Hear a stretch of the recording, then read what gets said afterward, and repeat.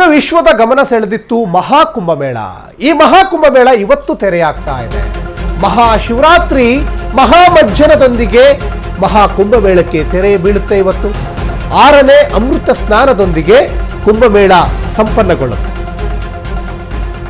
ಇನ್ನು 3 ಕೋಟಿಗೂ ಅಧಿಕ ಭಕ್ತಗಣದಿಂದ ಶಾಹಿ ಸ್ನಾನ ನಿರೀಕ್ಷೆ ಇದೆ. ಇವತ್ತು ಜನವರಿ 13ರಿಂದ ಫೆಬ್ರವರಿ 26ರವರೆಗೆ ಅಂದರೆ ಇವತ್ತಿನವರೆಗೆ ನಡೆದ ಮಹಾಕುಂಭಮೇಳ.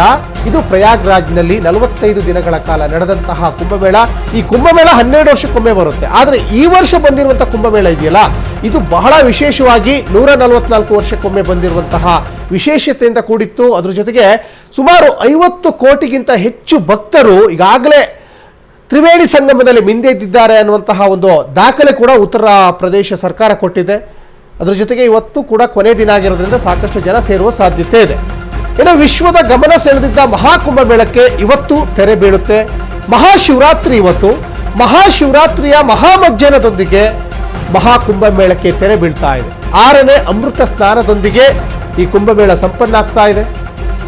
3 ಕೋಟಿಗೂ ಅಧಿಕ ಭಕ್ತಗಣದಿಂದ ಶಾಹಿ ಸ್ನಾನ ನಿರೀಕ್ಷೆ ಇದೆ. ಜೊತೆಗೆ 15 ಲಕ್ಷ ವಿದೇಶಿಗರಿಂದ ಮಹಾಕುಂಭಮೇಳದಲ್ಲಿ ಪುಣ್ಯ ಸ್ನಾನ.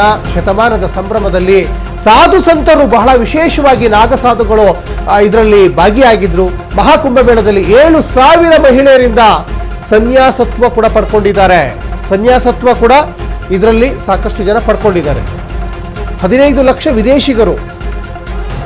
ಇನ್ನು ಪುಣ್ಯ ಸ್ನಾನದಲ್ಲಿ ಸಾಧು ಸಂತರು, ನಾಗಸಾಧುಗಳು, ದೊಡ್ಡ ದೊಡ್ಡ ಸೆಲೆಬ್ರಿಟಿಗಳು ಎಲ್ಲರೂ ಕೂಡ ಈ ಒಂದು ತ್ರಿವೇಣಿ ಸಂಗಮದಲ್ಲಿ ಭಾಗಿಯಾಗಿದ್ದರು. ಯಾಕಂದರೆ ಈ ಮಹಾಕುಂಭಮೇಳದಿಂದ ಒಂದು ಸಂದೇಶ ಸಿಗ್ತಾ ಇರೋದೇನು ಅಂದರೆ, ಇಲ್ಲಿ ಬಡವ ಇರ್ಬೋದು, ಶ್ರೀಮಂತ ಇರ್ಬೋದು, ಮೇಲು ಕೀಳು ಜಾತಿ ಮತ ಭೇದ ಇಲ್ಲದೇ ಪ್ರತಿಯೊಬ್ಬರು ಕೂಡ ಈ ತ್ರಿವೇಣಿ ಸಂಗಮದಲ್ಲಿ ಗಂಗಾ ಯಮುನಾ ಸರಸ್ವತಿ ಕೂಡುವಂತಹ ತ್ರಿವೇಣಿ ಸಂಗಮದಲ್ಲಿ ಬಡವ ಬಲ್ಲಿದ ಅನ್ನುವಂಥ ಭೇದ ಭಾವ ಇಲ್ಲದೇ, ಶ್ರೀಮಂತ ಬಡವ ಅನ್ನುವಂತಹ ಯಾವುದೇ ತಾರತಮ್ಯ ಇಲ್ಲದೇ ಪ್ರತಿಯೊಬ್ಬರೂ ಕೂಡ ಸರಳಾತಿ ಸರಳವಾಗಿ ಬಂದು ಇಲ್ಲಿ ಮಿಂದೆದ್ದಿದ್ದಾರೆ. ಭಕ್ತಿ ಭಾವದಿಂದ ದೇವರಿಗೆ ನಮಿಸಿದ್ದಾರೆ.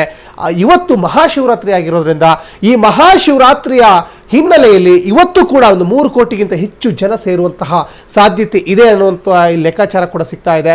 ಹಾಗಾಗಿ ಇವತ್ತು ತೆರೆ ಬೀಳ್ತಾ ಇದೆ. ಆದಷ್ಟು ಭಕ್ತಾದಿಗಳು ಇವತ್ತು ತ್ರಿವೇಣಿ ಸಂಗಮದಲ್ಲೇ ಸ್ನಾನ ಮಾಡಲಿಕ್ಕೆ ಇಚ್ಛೆ ಕೂಡ ಪಡ್ತಾ ಇದ್ದಾರೆ.